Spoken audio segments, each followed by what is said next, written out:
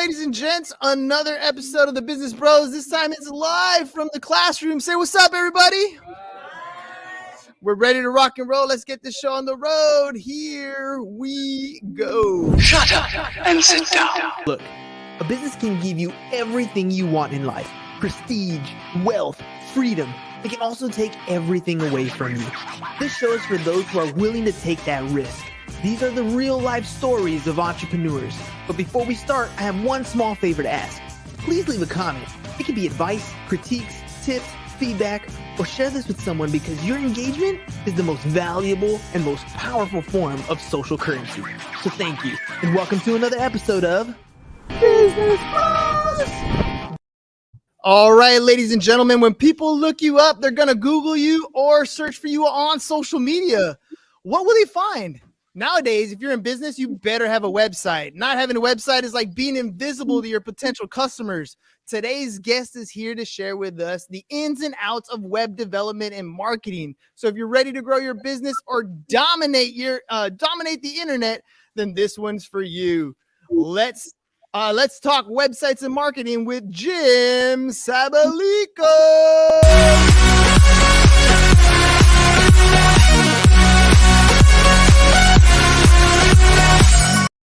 Jim, let's get the party started, man. Welcome to the classroom. Thank you. I'm really happy to be here.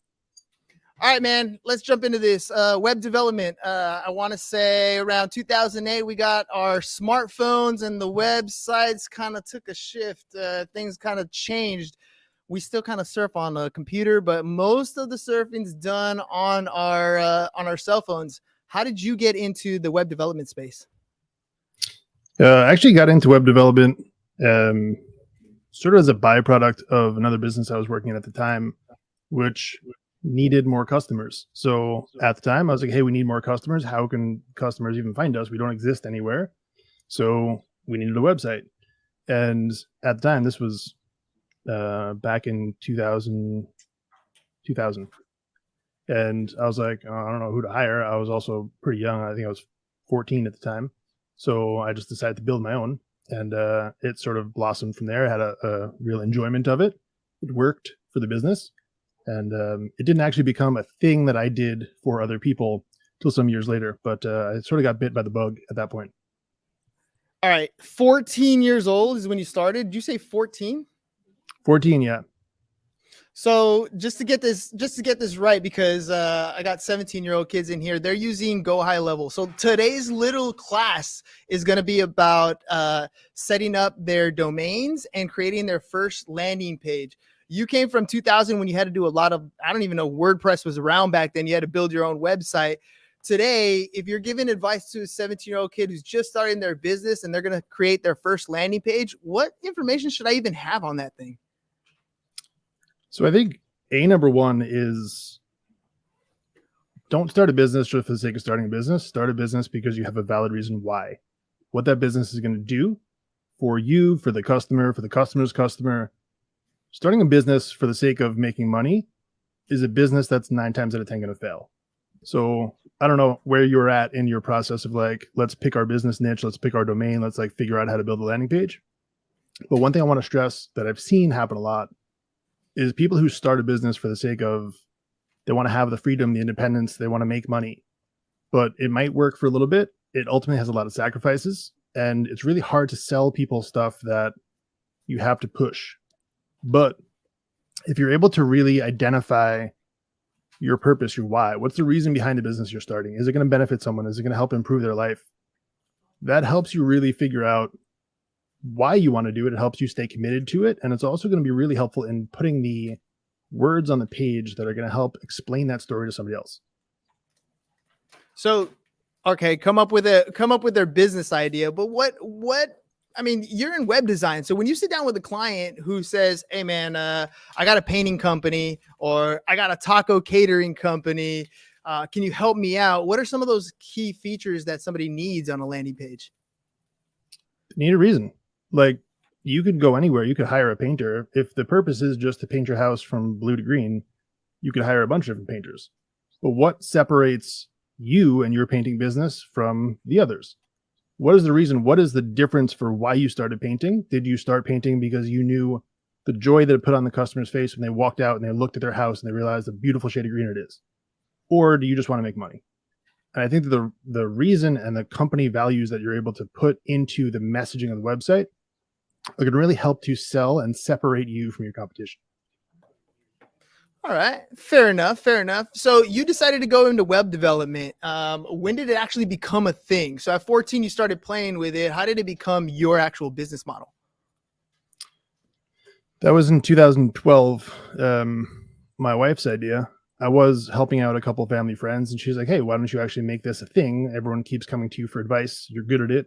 Why don't you do it professionally?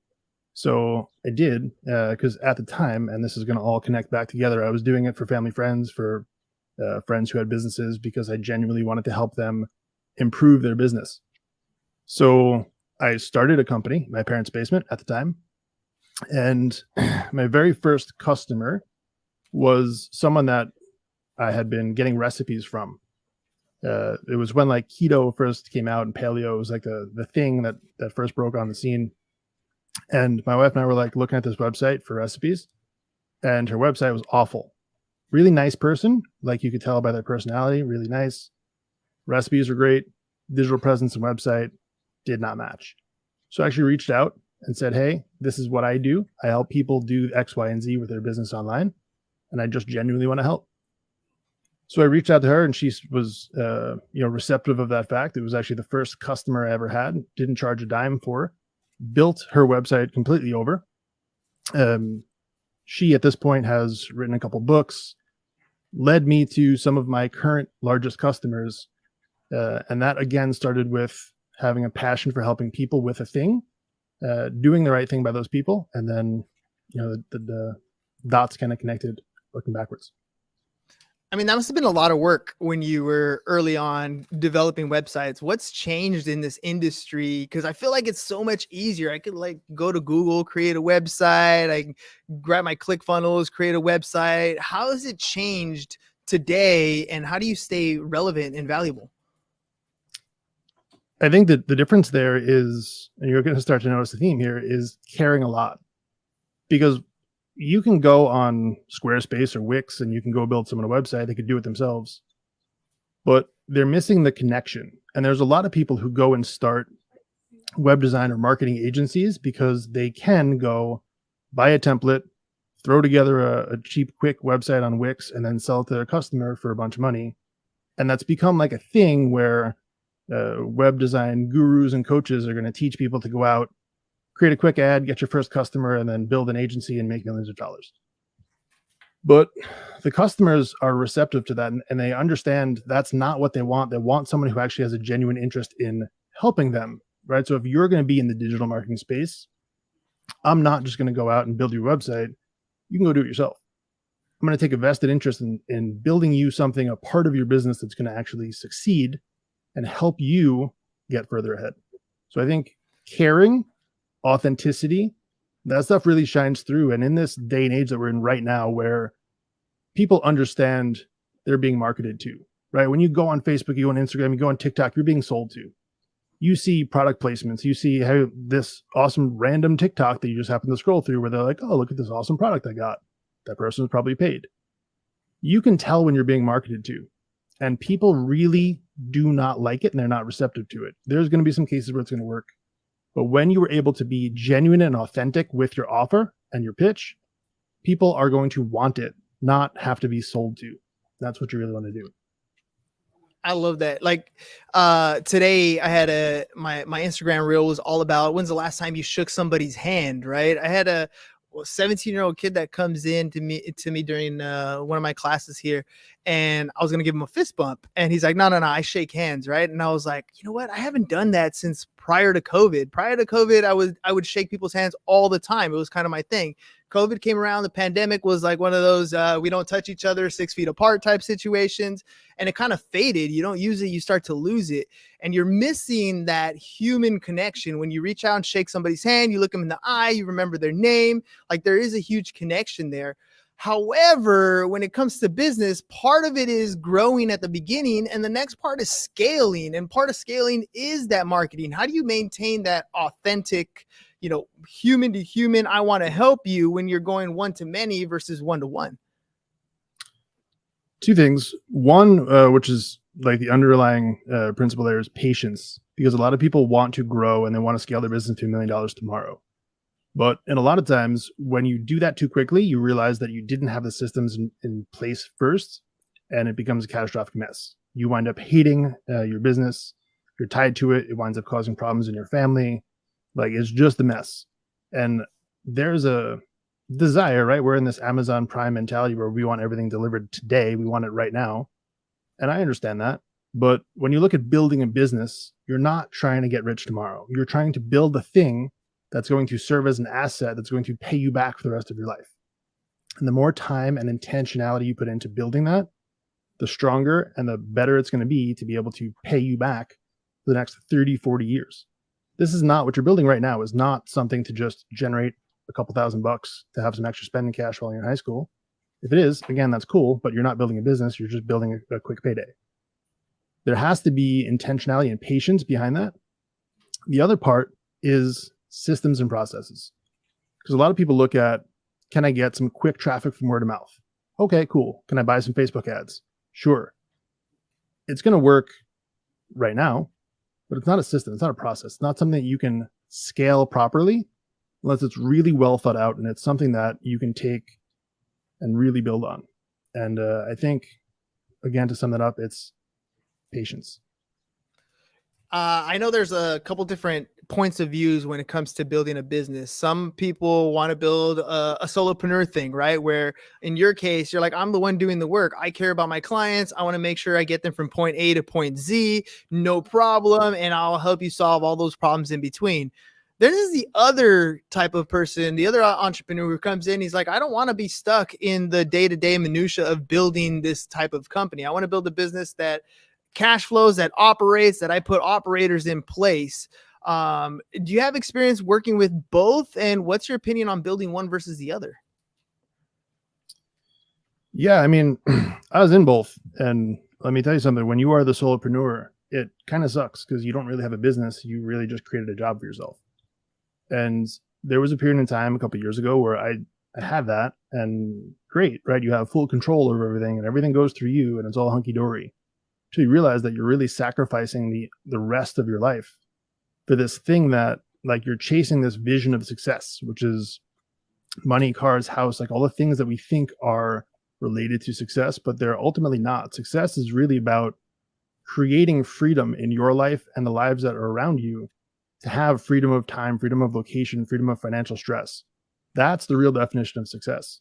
So building a solopreneur business is not that. It's really creating a job for yourself. What you want to do is you want to create a thing that's bigger than you, right? The purpose, the why of your business, that's going to help bring people in on your team who have that same shared vision, that same shared goal. They understand the why of the business and it aligns with their core values. So if you can create that, right, there's a purpose behind Business Bros. There's a reason why this was started, and there's a reason why people tune into it and enjoy it and continue to listen to it, because it aligns with their values and where they're looking to go. If you do the same thing in your business, you create that vision. You create a set of core values in your business that your customers will align with, and then ultimately your employees and team members align with. It creates this ride or die team, people who are going to be with you. They're not watching the clock to leave at 5 o'clock. They are committed to the cause. And when you can build one of those things, it allows you to kind of create that team environment, that system that's going to be pouring in, not worried about, is it going to be profitable tomorrow? And a lot of people get stuck in that trap because you've got bills to pay, right? You have to pay your employees, you have to pay your mortgage, you got to pay your car, you got to pay your cell phone. It is what it is. But when you can look beyond that and have the patience in the bigger picture and cast that vision, a lot of people are going to be willing to accept less pay, be okay with not getting paid every Thursday at 2 o'clock because they understand they're paying into a bigger system that's bigger than us. Creating that, I think, is really a huge benefit. Let me ask you about financial freedom, because I had a heart-to-heart with my students last week on Friday, and I asked them a simple question, which is, what do you want? Like, what is it that you want to achieve in life, or what is it that you want to get out of our classroom? And one of the things they said was reaching financial freedom at a young age. And earlier you talked a little bit about, be patient, and, it's something that you develop over time, but it's hard to get that into a 17-year-old's head. For them, they do want it tomorrow, right? What is financial freedom look like in your situation, and how long did it take you to actually get to a point where you felt comfortable and financially independent? That's a interesting question to answer. So I started my first business officially when I was 8 years old, which is this hat over my shoulder here for Jimco. I was actually cutting grass around my neighborhood. I had like 15 or 18 different clients at any given time who I would do landscaping for. And again, I was 8, so I wasn't doing any groundbreaking, but cutting the grass, raking their leaves, shoveling their snow. So as an 8-year-old, when you've got a couple $100 a week, that is financial freedom. What the heck is an 8-year-old going to spend a couple $100 a week on? I've had more than I can probably say in this session here, a variety of different income sources throughout my years. So I've always had financial freedom to be able to spend more than I could. The problem ultimately came up like probably 3 or 4 years ago when I realized the things I was spending money on were not bringing benefits back in my life, but they were things, right? Having a really big box to live in is cool, but it's an expense. It's more house you have to maintain. It's more property you have to maintain. It's more things to break. Having a really nice, expensive car, cool. Again, more costs, more expenses that aren't necessarily needed. So, I think once you realize, and this is a really personal thing, that you can't understand it until you really go through it. Like I can go on here and tell you guys, having financial freedom is cool, but once you understand the reasons behind it personally, my reason is going to be different than yours. You really have to go through it yourselves. But, I think it's just something that you have to be open-minded to. You have to keep your eyes open for, and pay attention to, like, when you get that cash, right? When you've got a couple extra zeros in your bank account, it's not going to give you anything you don't already have. It's going to make you more of the person you are. So if you're looking for money to solve a problem, it's not going to. It's going to give you bigger, more expensive problems. You need to find the reasons why and then solve those. And then money is going to allow you to really do more better things to help more people, to really have a greater impact rather than just buy stuff. What about education? So, I know growing up, it was you go to high school and then you're supposed to go to college so you can get a degree and get a good job and have that stability. And today, college is just so expensive to kind of just go there to figure it out. What was your education path, and what's your opinion on an education, especially college after high school? So I, probably like most people in our general age range, you just went to college because that's kind of the thing you did. I got a partial scholarship, and then my parents paid the rest. So I went. At the time, I had a stereo shop. It was, car alarms and wheels and tires and stuff like that. Full-time business that I was running. So I commuted to school, went there only to the classes I really needed to go to, and like one more than I needed to not get kicked out for tardiness. And that was my experience. For me personally, I didn't really get a lot from the college experience. And I would very much say, if you are not sure, don't go just to go, right? You're investing money in a thing that you have no idea if it's going to pay a benefit. Take some time, understand what really thrills you, what connects with you, what makes you feel alive. Do more of that. Then figure out, is there a way that you can serve your community in that area? Do you need to go to school? Do you need to go to trade school? Do you need an internship? To me, and again, this is a personal opinion, I don't believe college should be a requirement. For my kids, if they want to go, cool, I'll support you. If you don't, I'll support you too. Like, I want you to have something to fall back on, right? You can't just go out and be reckless. You have to have some sort of a plan. But at the same point, don't go just to go because it's what people do, right? That's not going to really get you anywhere in life. You really need to figure out what's your personal reason and pursue that. What about you've had multiple businesses. I mean, everything from cutting grass to car stereos. And earlier you were talking about, find what kind of makes you happy, kind of go from there. What's something that you're passionate about? So of all the different businesses you've had, which one was the one that's really near and dear to your heart that you kind of, has a special place? Which one was the easiest to build, and which one would you recommend for people to look into that was kind of an easy start? So lots of questions to answer there. Number one, the one that's nearest and dearest to my heart is J. Lewis, which is my quote unquote main business where I spend most of my time. And that's the marketing agency. To me, the reason why is because it sort of allows me to have this foundation to go out and help other people in other businesses. And I get to go and I get to be a part of John Smith's business and help him grow his business, support his family, help his customers. And to me, I get a lot of satisfaction from that. So it's really this win-win environment. But that certainly wasn't the easiest one to start. The easiest one to start was something like cutting grass. Right? There's a very basic need. They are just looking for someone to hire. And if you happen to be in the right spot at the right time, you can get a client very easily. There's not a lot of barrier to entry there. You don't have to really prove a lot. You're making the grass shorter than it was, not messing up, and then you're on your way. So those were the two questions, and I'm drawing a blank on where the rest of that question was. No, that's good. That's good. By the way, they love your background over here. High quality video. All right. Let me ask you this. You as a marketing with your marketing agency get to talk to a bunch of different entrepreneurs who have different types of businesses. What's some of those common issues that you come across that you see entrepreneurs have over and over again, and you wish you just say like, no, man, wave a magic wand. This is how you fix it. What's some of those big problems you see? Work-life balance is a thing because people think that exists. And I'll get into that a little later. Not having systems in place to actually scale and make it a real business, not just a job for yourself. And having a goal, like an actual understanding of where you're going and why. I think those are probably the three biggest things I see for people that they really just need clarity on. All right, having a goal, obviously that one's vitally important. If you have no goal, if you're leaving the harbor with no goal, you're never going to get anywhere. You're going to crash your ship.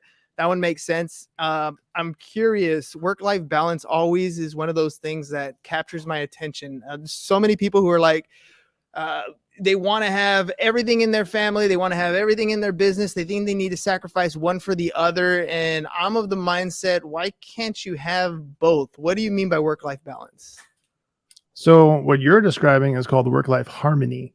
And I think that the differentiator there is when you think of balancing things, right? Think of a scale with two sides.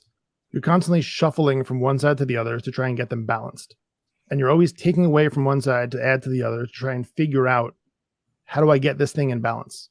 And what you don't want to do is you don't want to be taking away from your family life, your personal life, or your business, right? You want to be able to just live in a state of harmony where things are all benefiting, where there's an expression my grandfather used to use that says, a rising tide lifts all boats. And you'll see it over my shoulder here.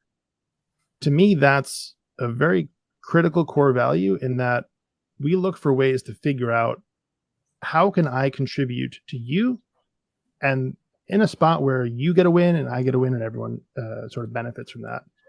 And to me, it's figuring out, how can you structure your day, your business, your family life, where you're present and you're intentional in every spot you are, right? So it's not at nighttime when your kids are home from school and you are helping them do their homework, you're not thinking about this project you have to do or this customer you have to do. You are 100% with them, involved, intentional with your time. So it's really trying to find that harmony where everything kind of works together. Last couple questions here. When you were 8 years old, it was a cute factor. I'd imagine that an 8-year-old kid comes to your door, knocks on your door and says, hey, can I cut your grass as part of your business venture?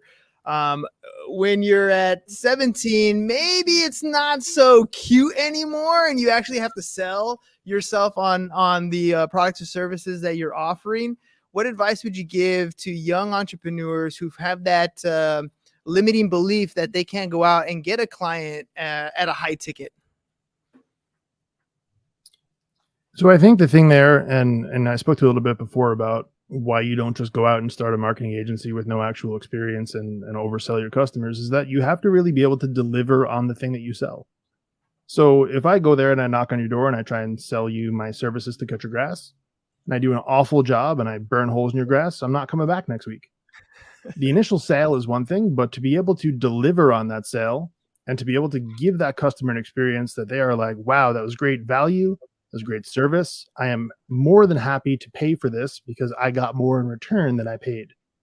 And building a reputation for delivering quality, doing the right thing, and standing behind everything you say you're going to do is critically important. So not just getting the sale, but being exceptional at it once you get it. So that comes back to the goal, right? So I'd imagine part of that advice is niche down. Pick something that you can actually complete, something that is not so abstract. And I feel like, me personally, I always have this problem with setting goals, that I'm trying to find that perfect big goal that I can achieve.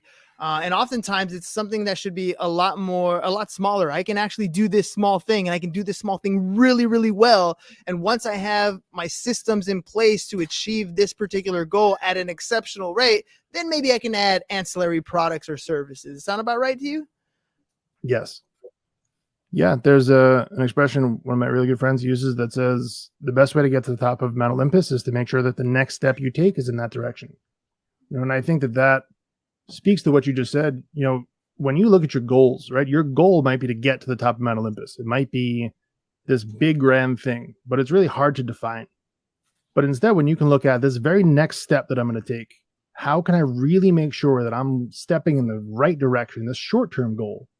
How can I make sure I execute on this at a high level to make sure I am taking the next best step possible? So it's not just looking at this big overarching goal, but having smaller, shorter term goals that you can make sure you do very well.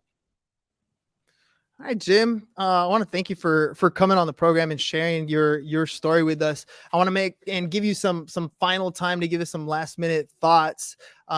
You're talking to obviously our audience on the podcast, but as well as 37, 17-year-old high school students. And what are any final thoughts that you can give to them as they approach their last year in high school and about to become adults? Oof, my last year in high school was fun. I think let that be your lesson, is to have fun. Like, you're not in a rush to grow up. And I know that you want to have these goals where you want to go out and do something and accomplish something, but building a business isn't a goal unto itself. It's what the business can do for other people that it touches. And I think to that same degree, don't rush growing older and going out there and doing things just for the sake of accomplishing that goal, because it really makes the goal meaningless. Instead of being an amazing business person or amazing whatever it is that you want to be, focus on being a really good human. Because we don't need another version of Facebook, but we need more good humans. So if you only focus on doing one thing, right, when you leave that classroom today, is think about how you can impact the people that you touch their lives, the people in the hallway, right? Make them feel loved, supported, seen, and heard. And that's personal to me. So make that what you take out of that class and be a good human. I love that. The best advice I gave my daughter, 'cause she was one of those, a little social anxiety. How do I talk to people? And one of the pieces of advice I gave her was, when you walk down the hall, say hi to people and remember their name, one name at a time. Because if you can walk down the hall and say hi and greet somebody by their name, and you do that consistently over time, people are going to be like, oh, who is this person? They're going to want to know who you are because you are taking the time to get to know them, to know who they are. Even if it's something as simple as a quick little fist bump, a shake of the hand, saying their name, it makes big difference in the world. Jim, dude, so humbled by you today. I totally expected a little bit different from somebody who's in the marketing space, and you just came in and gave me a human experience. So thank you for that. Ladies and gents, what do you guys think? Give them a round of applause. All right, Jim, before we head out, man, how can people get a hold of you if they want to work with you?